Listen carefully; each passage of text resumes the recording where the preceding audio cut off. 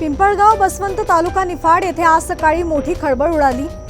बजरंग दल आणि विश्व हिंदू परिषदाच्या कार्यकर्त्यांनी जंगम पेट्रोल पंपाजवळ नाशिकहून मालेगावकडे जाणारा एक टेम्पो अडवला। या टेम्पोमध्ये तब्बल 50 ते 60 गायी कत्तलीसाठी नेल्या जात होत्या।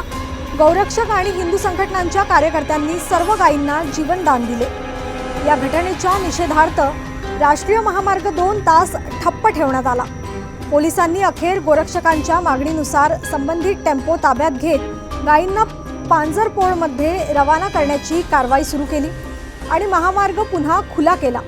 गोरक्षकांचे म्हणणे आहे की वाहन चालक व मालकांवर कठोर कारवाई होणे आवश्यक आहे, कारण राज्यात हिंदुत्वाचे सरकार असूनही गोमांस धंद्यावर नियंत्रण नसेल असा प्रश्न त्यांनी उपस्थित केला।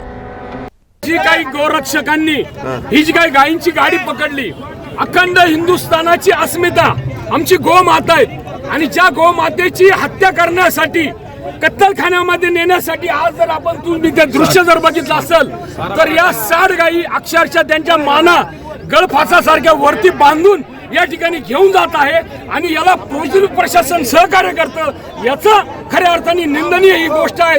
हे बजरंग दल असेल, धर्म जागरण समिती असेल आणि असंख्य हिंदू असेल, हा या गोष्टीचा या ठिकाणी प्राणी फाउंडेशन या गोष्टीचा आम्ही निषेध करतो।